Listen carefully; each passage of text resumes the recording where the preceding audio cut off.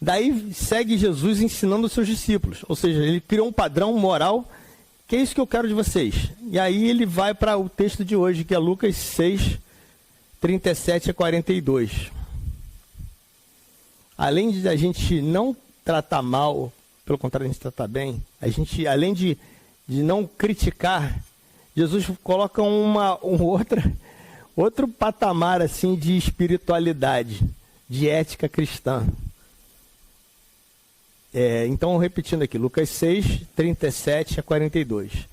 Não julgueis e não sereis julgados, não condeneis e não sereis condenados, perdoai e serei perdoados. Dai e dar-se-vos-á boa medida, recalcada, sacudida, transbordante, generosamente vos darão, porque com a medida com que tiverdes medidos, vos medirão também. Propôs-lhe também uma parábola. Pode, porventura, um cego guiar outro cego? Não cairão ambos no barranco? O discípulo não está acima do seu mestre. Todo aquele, porém, que for bem instruído, será como seu mestre.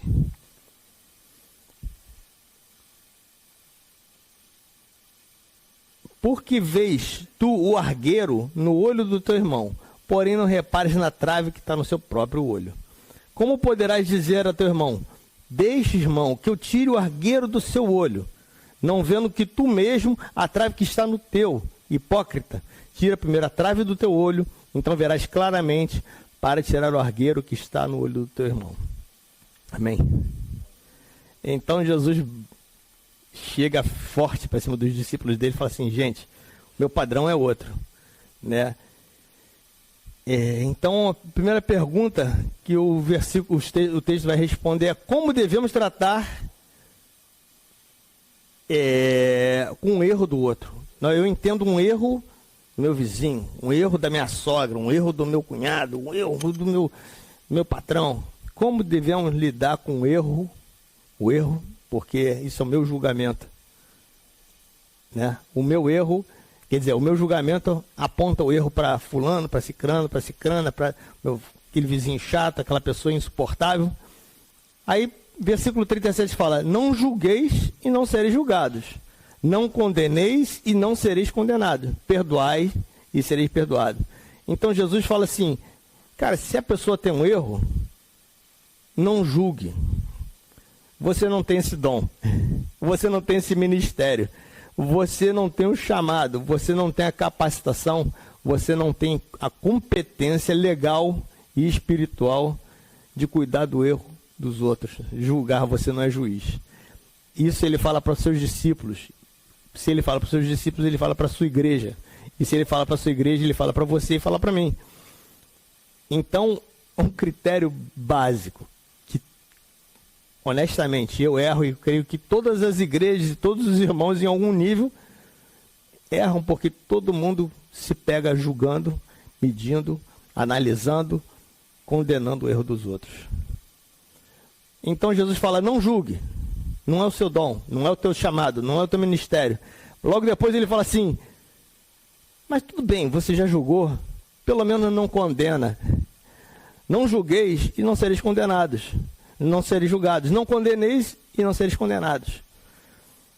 Mas se você condenou, não perdoai e sereis perdoados. Ou seja, mesmo que você tenha condenado a pessoa, perdoa. Então, se você condenou, perdoa. Então Jesus fala assim, cara, à medida que você julga os outros também estão te julgando. À medida que você acha defeito no outro e condena, você está sendo condenado. Mas Jesus chama para assim, cara, perdoa e você será perdoado. Ou seja, Jesus impõe uma outra lógica, de que você não é fiscal da vida de ninguém. Aqui Jesus volta a lembrar do terceiro padrão ético que eu falei lá atrás, por isso que eu falei deles. Que propõe no mesmo, trata todos da mesma forma como Deus te trata. Então, na verdade, Jesus, quando fala esse versículo 37, ele está avisando, ele está reforçando versículos anteriores que fala assim, cara, se Deus não te condena, quem é você para condenar os outros? Se eu te perdoo, a sua obrigação não é seu desejo, é uma obrigação Se você é perdoado, você tem que tratar os outros da mesma maneira. Se você pensa em condenar, você saiu do projeto de Deus. Se você julgou, você saiu do projeto de Deus. Jesus chama você a olhar para quem não merece nada senão justiça. Você olha para aquela pessoa, cara, esse cara merece. Ele fez isso comigo, fez isso com fulano, fez isso com minha esposa, fez isso com meu filho. Ele merece pagar. Mas Jesus não está falando do que a pessoa merece. Jesus está falando do que a pessoa precisa. A pessoa precisa de perdão. Eu preciso de perdão. Você precisa de perdão. Então, se a igreja é um indicador importante, se a igreja julga, condena, não perdoa, ela simplesmente não entendeu nada do que é cristianismo. E se você quiser um filtro para você, a gente liga na internet, tem milhares e milhares de pregações ao mesmo tempo, né? O repositório do YouTube deve ter milhões de pregações. Você quer filtrar essa pregação para ver se ela é uma pregação cristã? Se ela não tem julgamento, se ela não tem condenação e se ela não perdoa, não é uma pregação cristã. Porque ela foge do propósito de Jesus. Pregar o evangelho é pregar o perdão. Porque, como eu falei, o terceiro padrão ético é trate os outros como Deus te tratou. E eu recebi perdão que eu não merecia. Eu não merecia. Bom, então como devemos olhar para quem não merece nada além de justiça, mas precisa de algo? Versículo 38 responde essa pergunta. Como devemos olhar para quem não merece nada, senão justiça, mas precisa de alguma coisa? Dai, e dar-se-vos-á. Boa medida, recalcada, sacudida, transbordante, generosamente vos darão, porque na medida que tiverdes medido, também te medirão. Jesus fala que quando você vê uma pessoa que está mal, ela está agredindo você, ela está pecando contra você, é hora, ela precisa de alguma coisa, ela precisa de cura. Então Jesus olha, dá para ele perdão, dá para ele cuidado, dai, se você dá, dar-se-vos-á. Jesus manda olhar a necessidade da pessoa. A pessoa precisa de perdão. A pessoa precisa de conserto. E não justiça. Jesus fala assim, deixa que a justiça faço eu. Tá? Ela não merece nada. E realmente ela não merece nada. Só que eu também não mereço nada. E a justiça de Deus também, se fosse justa comigo, eu não estaria aqui em pé. Então, Jesus fala assim, dai generosamente. A necessidade dele é perdão. A necessidade dele é cura.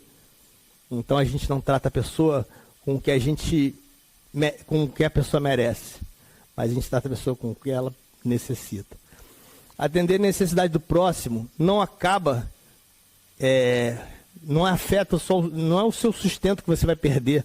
Olha, eu estou abrindo mão disso. A gente pensa muito quando a gente fala de dar, né? A gente está falando assim, ó, você vai ficar sem dinheiro. Se eu tirar o meu dinheiro para ajudar, se eu tirar, a gente fica com essa defesa. Não, sua família não vai empobrecer por causa disso, você não vai passar necessidade por causa disso. Porque quando você investe energia, recurso, para olhar para o outro, você está cumprindo o mandamento. Tratar todos da mesma forma com que Deus te trata. E como resposta à sua obediência, Deus pessoalmente vai dar muito mais do que você deu. Por isso que fala uma medida sacudida, transbordante, porque quando eles botavam, quando a pessoa comprava um cereal antigamente, eles botavam em sacos. E aí o saco de cereal, quanto mais você sacode, bate, ele vai acamando, e aí você bota assim, cheio, e você vai batendo, vibrando, ele abaixa, e você bota mais, ou seja, quando você dá uma medida recalcada, sacudida e transbordante, significa que Deus esfrega, sacode aquele saco para caber mais coisas. Então, se você dá misericórdia, você recebe muito mais misericórdia. Se você dá cuidado, você recebe muito mais cuidado. Se você dá sustento, Deus te sustenta. E outra coisa, ele fala que também os outros vos darão. Ou seja, Deus mexe com a sociedade, com o teu entorno, para você receber através de pessoas. de volta aquilo que você semeou. Gente, nossa natureza, então, ela sempre mede, sempre julga quem errou, quem te ofendeu, quem é inaceitável. A gente está sempre medindo o que é certo, o que é errado. Mas Jesus manda medir a necessidade da pessoa. O que essa pessoa está fazendo? Por que ela está fazendo isso? O pecador não tem necessidade de julgamento, ele tem necessidade de cura, perdão, libertação, de salvação. O pecado dele, na verdade, é essa agressão que afeta você, afeta o seu vizinho, que te provoca a vontade de entrar com a justiça. Na verdade, é a ponta do iceberg.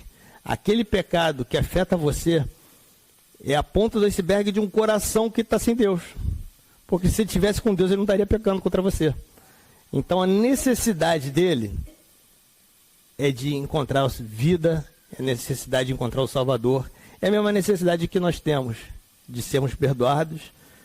E então a gente não olha para o pecador com o que ele merece, mas com o que ele precisa. E ele precisa de salvação, eu preciso de salvação. Bom, quem não enxerga a necessidade, mas enxerga o pecado, Jesus fala assim, que esse tipo de gente está cega.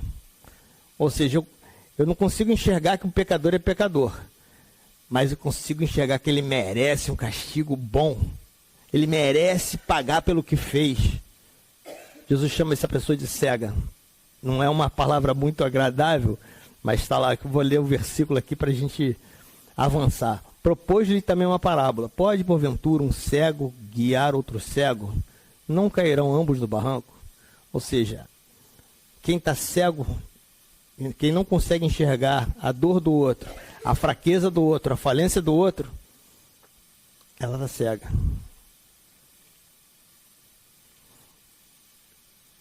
Quem se dispõe a apontar o erro do outro, apontar o caminho certo era esse, não aquele, são cegos também.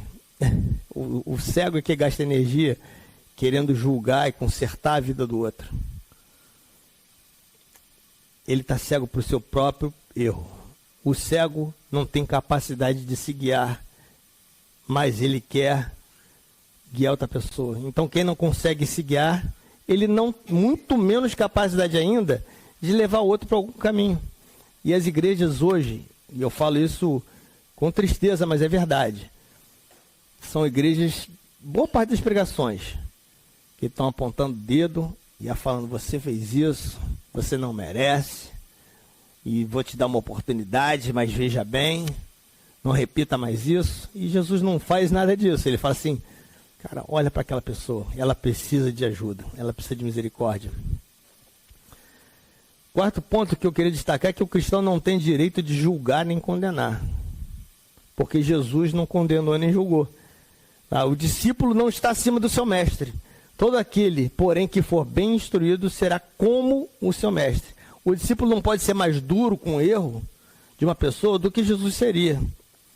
Afinal, eu não estou acima do meu mestre, né?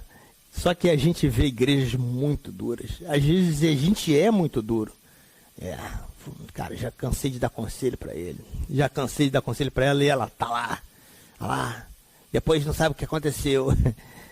E o discípulo de Jesus não é duro com ninguém, porque Jesus não é duro com ninguém. O objetivo do ensino de Jesus é tornar seus discípulos como o seu mestre. O discípulo não está acima do seu mestre. O discípulo é instruído para se tornar bem instruído, ele vai se tornar como o seu mestre. E o nosso mestre é Jesus. E o ensino de Jesus é transformar a nossa natureza para que a gente não faça o que naturalmente a gente faz, que é botar o dedo na cara dos outros e achar o erro dos outros. Mas o nosso mestre não faz isso. Bom, e aí, para encerrar, já estou encerrando, gente, eu já estou procurando ser bem rápido. O cristão deve se julgar, se avaliar, se arrepender, se consertar, em lugar de fazer isso com a vida e o comportamento dos outros. Versículo 41 e 42 falam assim: porque vês tu o argueiro no olho do teu irmão, porém não reparas na trave que está no seu próprio olho? Como podeis dizer ao seu irmão, deixa, irmão, que eu tire o argueiro do teu olho? não vendo tu mesmo a trave que está no teu, hipócrita. Tira primeiro a trave do teu olho, então verás claramente para tirar o argueiro que está no olho do teu irmão. O argueiro é uma partícula... Cara, eu confesso que eu nunca usei essa palavra na vida. E aí eu fui no dicionário olhar. E argueiro é uma partícula pequenininha, pequeniníssima. Ela é um grânulo, um cisco, uma coisa mínima. É uma coisa sem qualquer importância. Isso no dicionário. É uma ninharia, ou seja, não tem sentido um cristão ficar encontrando poeira, partícula insignificante no olho dos outros, mas não se incomodar com uma coisa milhares de vezes maior, mas que acontece com ele. A trave aqui, que Jesus fala, o pessoal em alguns lugares fala viga, ou seja, você está falando um cisco no olho do irmão, caramba, lá tem um negócio ali, mas tem um pedaço de madeira, uma trave, né? Jesus era carpinteiro, então provavelmente essa experiência do cisco no olho, da poeirada da hora que lixa, que cai no olho e irrita. Eu gosto muito de marcenaria, então às vezes a gente cai um pouquinho só no olho, já faz um incômodo danado. E aí Jesus está falando, cara, você está olhando para o cisco do olho do teu irmão, mas tem um pedaço de madeira dentro do teu olho, uma trave. Uma trave é uma peça grande, né? A gente já viu o futebol, tem 2 traves, né? Então a gente gasta energia olhando o problema do outro. O argueiro, aquela coisa minúscula. O hipócrita não está satisfeito em resolver o seu problema, ele está satisfeito em corrigir o problema do próximo. Ele não tem coragem de mexer no seu próprio. Por isso que Jesus chama o cristão de hoje de hipócrita. Hipócrita, você está olhando a roupa, o vestido da irmã fulana. Você está olhando se a pessoa fez isso, fez aquilo, e você está cheio de julgamento. Você está cheio de amargor, você está cheio de autojustiça, cheio de coragem de botar o dedo na cara dos outros, mas você, hipócrita, não vê a tua injustiça, a sua maldade, a sua vingança, a sua ira. Então Jesus fala assim, isso não é um... Hipócrita, a palavra hipócrita também no grego é artista. É um cara que finge ser uma coisa que não é. Então é um hipócrita isso. A palavra é um artista, ou seja, faz um papel faz um personagem, uma pessoa séria, mas na verdade não é aquilo ali. Concluindo, gente, a natureza de Jesus, dos discípulos, deve ser a mesma natureza de Jesus. Por isso que ele fala assim, o discípulo, ele tem que ser parecido com o mestre. Assim como Jesus não te julgou, não me julgou, não julga a ninguém, não julgue. E eu estou falando essa pregação é muito mais para mim do que para qualquer um aqui. E a gente está pronto para falar assim, olha lá, insuportável, essa pessoa é insuportável. A gente julga. Mas Jesus fala assim, cara, quando a pessoa é insuportável é porque ela tem alguma coisa muito doente dentro dela. E alguma coisa muito doente dentro dela, só Jesus pode consertar. Então ela é uma pessoa não digna de reprovação, mas ela é digna de misericórdia, digna de perdão, digna de cura. Ela precisa de cura, ela não precisa de juízo. O juízo já está nas costas da pessoa. A pessoa já está julgada pelos comportamentos dela, por um Deus justo, por um Deus perfeito. Então, o papel de Jesus, e quando ele fala para você, discípulo, para você, discípula, olha para a necessidade do desviado, olha para a necessidade da pessoa que está, talvez essa ofensa contigo, talvez é um berro da alma. A pessoa está gritando, aquela agressividade, às vezes é um breto, e ela, na verdade, ela precisa de misericórdia, ela precisa de amparo, ela precisa de acolhimento, e ela precisa de ouvir a verdade de Jesus. Se você encontrar, isso é um alerta, um cristão julgando, apontando o dedo, encontrando cisco no olho do outro, não siga. Não faça dele seu mestre. Não faça o mesmo que ele. Pois teremos aí um cego guiando outro cego. E estamos, infelizmente, vendo, a gente abre a televisão, a internet, e volto a dizer, a quantidade de gente, de pastor apontando o dedo e dizendo quem vai, quem não vai, quem está certo, quem não está certo, é gigantesca. mas é um cego e que está gastando energia para apontar caminho para outro cego. E ninguém vai chegar em lugar nenhum, pelo menos não vai chegar em nenhum lugar bom, né? A palavra fala que leva para um abismo. Por fim, eu creio que os discípulos de Jesus compreenderam essa mensagem, ao ponto que elas vieram sendo replicadas, e hoje espero que eu tenha compreendido o suficiente para replicar para vocês. Mas os próprios discípulos, eles internalizaram esse conceito, e botei em Filipenses, eu queria ler só um texto para vocês verem como isso ficou, essa pregação repercutiu. Filipenses 2, versículos 5 a 11. Tende em vós o mesmo sentimento que houve em Cristo Jesus, pois ele, subsistindo em forma de Deus, não julgou com usurpação ser igual a Deus. Antes a si mesmo se esvaziou, assumindo a forma de servo, tornando-se em semelhança de homens e reconhecido em figura humana. A si mesmo se humilhou, tornando-se obediente até a morte e morte de cruz. Pelo que Deus também o exaltou sobremaneira e lhe deu um nome que está acima de todo nome, para que o nome de Jesus se dobre todo o joelho nos céus e na terra e debaixo da terra. E toda língua confesse que Jesus é o Cristo, é o Senhor, para a glória de Deus Pai. Então a obediência a Jesus leva a gente a esse compromisso. Deve existir dentro de nós o mesmo sentimento que tinha em Jesus, que ele se humilhou, tornando-se obediente até a morte de cruz, e assumiu a forma de servo, se esvaziou. E dificilmente a gente se esvazia, dificilmente a gente assume a forma de servo, mas deve existir a forma de servo em nós. Deve existir não o juiz, mas deve existir o servo, aquele que olha a dor do próximo e fala assim: cara, se ele está pecando desse jeito é porque ele está muito mal, ele precisa muito de Deus. Ou seja, a gente não tem como mudar o caminho dele, mas a gente tem como orar por ele. Se a pessoa está gritando com o pecado, com a ignorância, com a agressividade, cabe a nós levar a palavra de perdão, levar misericórdia, levar oração, intercessão, para que, cara, a pessoa se quebre, porque aquilo ali é um grito da alma dela. Ela está agredindo você porque o coração dela está duro. A natureza do cristão precisa ser a mesma de Jesus. Ele não veio julgar o mundo, ele não veio condenar o mundo, ele veio perdoar o mundo. A natureza do cristão é a de quem se preocupa com a trave no próprio olho e não com o cisco do próximo. A natureza do cristão não olha para o pecado do outro, mas para a necessidade do outro. A natureza do discípulo é a mesma natureza do seu mestre.